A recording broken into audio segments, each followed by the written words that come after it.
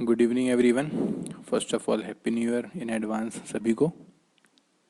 देखिए कल 1 जनवरी है, न्यू ईयर है, न्यू सेशन है। तो कल किस तरफ मार्केट रहेगा उसके ऊपर पहले बात कर लेते हैं। देखिए अभी कल आप देखोगे कि थर्सडे के सेशन में निफ्टी ने अपना ऑल टाइम हाई बनाया 21,800 के आसपास में। तो कल का सेशन मतलब फ्राइडे का जो लास्ट सेशन था उसमें क्या हुआ, एक रेंज में रहा पूरा दिन।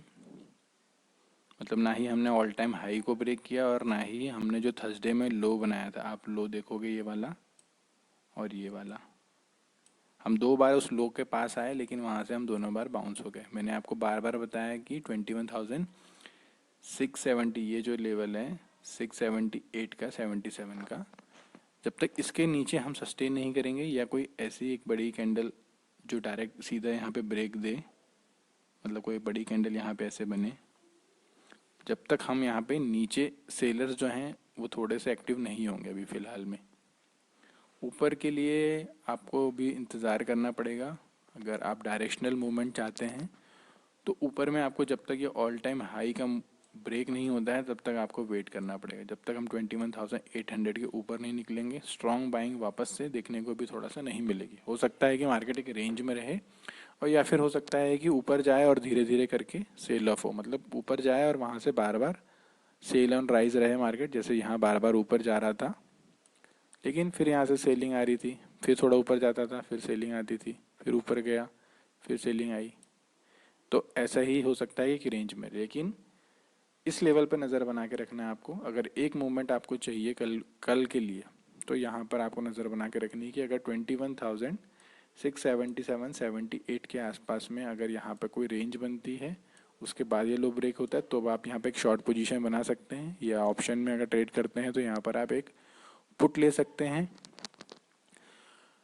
और अगर बाई चांस यहाँ पर ओपनिंग होते ही ये इस लेवल को ब्रेक करे तो भी आप यहाँ पर एक छोटा रिस्क लेकर एक अपॉर्चुनिटी आप यहाँ पर बना सकते हैं, क्योंकि यहाँ से एक फॉल जो होगा वो थोड़ा सा फास्ट आएगा। क्योंकि यहाँ पर जो भी बायर्स है ना, सबका स्टॉप लॉस यहाँ पर है, यहाँ पर स्टॉप लॉस लगा हुआ है। तो जैसे ये लेवल ब्रेक होगा वो अपनी पोजीशन को स्क्वायर ऑफ करेंगे और यहाँ पर एक फास्ट जो डाउनफॉल का मूवमेंट होगा, एक डाउन साइड का मूवमेंट जो बनेगा वो काफ़ी फास्ट बनेगा। तो यहाँ से आपको करीबन 40-50 पॉइंट्स का जो फॉल है वो इजीली आपको एक ही कैंडल या दो कैंडल में ही आपको मिल जाएगा। मतलब 5 से 10 मिनट की जो मूवमेंट होगी उसी में आपको ये 40-50 पॉइंट्स का जो यहाँ पर एक मूवमेंट है वो आपको मिलेगा। यहाँ पर अगर नीचे में देखेंगे तो छोटे छोटे सपोर्ट्स ज़रूर है नीचे में, लेकिन बड़ा जो सपोर्ट होगा वो 21,600 के आसपास होगा।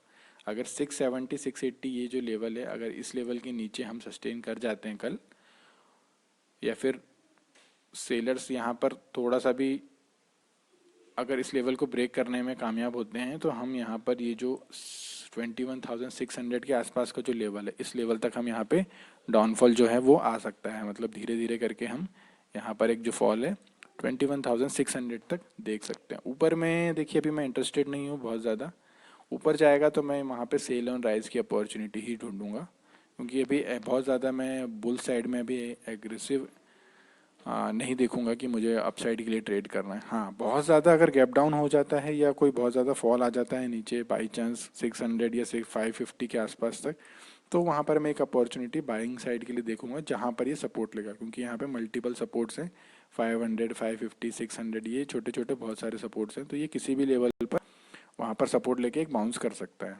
अगर मान लीजिए कल गैप डाउन ही ओपन हो जाए तब क्या करना है, तब फिर आपको वेट करना है प्राइस एक्शन का या फिर कोई रेंज बनने का। हो सकता है ये 600 के पास गैप डाउन ओपन हो, फिर यहाँ पर आप रेंज बनने दीजिए, या फिर कोई ओपनिंग में बड़ी कैंडल बनती है तो फिर उस कैंडल के हाई के ऊपर आप एक बाय अपॉर्चुनिटी कर सकते हो। उसमें आपका टारगेट जो होगा वो 670 680 तक, यहाँ तक आप अपना टारगेट जो है वो रख सकते हो, या मैक्सिमम 700 तक ऊपर में जो आपका टारगेट होगा यहाँ तक, उसमें आप देख सकते हो।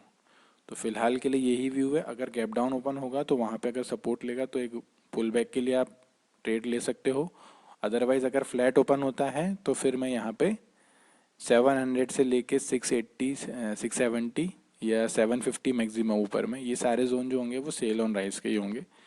यहाँ पे बायर्स एक्टिव नहीं होंगे। शॉर्ट कवरिंग मूव जो होगा वो मुझे लगता है कि 770 या हमारा जो ऑल टाइम हाई है उसके ऊपर अगर हम निकलेंगे तो एक शॉर्ट कवरिंग होगा, फिर वहाँ से वो 21,000 ऊपर में आपको 870, 950 और 22,000 तक भी हम जा सकते हैं। लेकिन कब जाएंगे? जब हम ये 21,800 का लेवल ब्रेक करेंगे, तभी हम ये पॉसिबल होगा। बात कर लेते हैं बैंक निफ्टी की। बैंक निफ्टी में कल क्या हो सकता है? बैंक निफ्टी पे अगर आप देखोगे तो एक रेंज में फंसा हुआ है। बैंक निफ्टी में भी अभी कुछ ज़्यादा खास नहीं है, वो भी ऊपर में बड़ा मूवमेंट अभी जब तक नहीं होगा ऑल टाइम हाई, जब तक हम ये 48,550 के ऊपर जब तक हम क्लोज नहीं करेंगे, तब तक एक बड़ा जो अपसाइड का मूवमेंट है वो बैंक निफ्टी में आपको देखने को नहीं मिलेगा। नीचे में देखिए, कल मैंने आपको बताया था कि 48,100 के पास जो है एक सपोर्ट है, और वहाँ से इसने लास्ट मोमेंट पे एक अच्छा पुल बैक दिया। और ऊपर में ये भी बताया था कि 48,370 के आसपास एक रेजिस्टेंस है। वहीं पे आप देखोगे वहाँ पे ऊपर गया ये, और वहाँ से सीधा ये 100 पॉइंट्स का इसने एक डाउन साइड मूवमेंट दिया और यहाँ पे बहुत लोगों को ट्रैप किया। तो ऊपर में आपको इतने जल्दी नहीं जाना। हाँ, नीचे अगर किसी लेवल पर आएगा तो नीचे जहाँ सपोर्ट है वहाँ पर ये कोई लेवल पे सस्टेन करता है तो आप यहाँ पे पुल बैक के लिए ट्रेड कर सकते हो। अदरवाइज जब तक ये सेल ऑन राइज ही है, जब तक हम ऑल टाइम हाई के ऊपर वापस से नहीं जाते हैं, सस्टेन नहीं करते, तब तक शॉर्ट कवरिंग मूव नहीं आएगा और नया ऑल टाइम हाई हमको देखने को नहीं मिलेगा। ऊपर में देखिए बहुत सारा रेजिस्टेंस है। सबसे पहला रेजिस्टेंस तो यही है कि 48,370 के आसपास में ये एक सब रेजिस्टेंस है। देखिए हम ओपन भी हुए, ऊपर भी गए, लेकिन इस कैंडल इस लेवल के ऊपर में हम सस्टेन नहीं कर पाए और यहीं से एक पुल डाउन मतलब डाउन साइड का मूवमेंट देखने को मिला। फिर सेकंड हाफ में भी हम इस लेवल पे गए, यहाँ से हम नीचे रिटर्न आ गए। तो ऊपर में पहला रेजिस्टेंस जो होगा वो 370 के आसपास होगा, छोटा एक रेजिस्टेंस है 440, और उसके बाद में 550 के आसपास एक रेजिस्टेंस है। नीचे में देखिए थोड़े सपोर्ट्स मिल सकते हैं आपको। पहला सपोर्ट आपको मिलेगा अब आपको जो सपोर्ट मिलेगा वो यहाँ पे मिलेगा 48,150 के आसपास से लेके 100 के आसपास तक। अगर इस लेवल को ब्रेक करते हैं तो फिर हम वापस से यहाँ पे धीरे धीरे करके 48,000 तक जा सकते हैं, और उसके नीचे में 47,950 और 900 तक भी आप यहाँ पे नीचे के डाउन साइड मूवमेंट देख सकते हो। लेकिन जो ये लो है, इस लो के नीचे ही आपको शॉर्ट के लिए जाना है, अदरवाइज फिर सेल ऑन राइज देखना है, लेकिन फिर अपर लेवल पे आपको सेल ऑन राइज देखना है।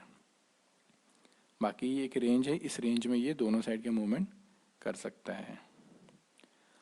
बात कर लेते हैं कल। देखिए मिड कैप की एक्सपायरी है, तो मिड कैप में क्या हो सकता है? देखिए बाकी इंडेक्स थोड़े से वीक हैं क्योंकि थोड़े से शॉर्ट्स उसमें एक्टिव हो गए हैं, लेकिन मिड कैप आप देखोगे तो मिड कैप ने अभी भी अपना ऑल टाइम हाई बनाया। फ्राइडे के दिन भी यहाँ पे इसने अपना ऑल टाइम हाई को टच किया। अब देखिए कल के सेशन में क्या हो सकता है। अगर ये कल गैप अप हो जाता है तो मैं एग्रेसिव बाइंग साइड के लिए नहीं जाऊँगा। अगर वो इस लेवल के ऊपर में सस्टेन करेगा, देखिए ये जो लेवल है 10,406 के ऊपर में, अगर इस लेवल के ऊपर में ये सस्टेन करता है, यहाँ पर अगर सस्टेन करता है तो ही यहाँ पे आपको लॉन्ग साइड के लिए जाना है। मिड कैप में ऊपर की साइड के लिए आपको 30, 40, 50 पॉइंट्स का एक जो लेवल है वो यहाँ तक मिल सकता है आपको 10,450 के आसपास तक। अदरवाइज जब तक ये 10,406 के नीचे है, आपको सेल ऑन राइज के लिए ही देखना है। नीचे में आपको टारगेट्स दो मिल सकते हैं।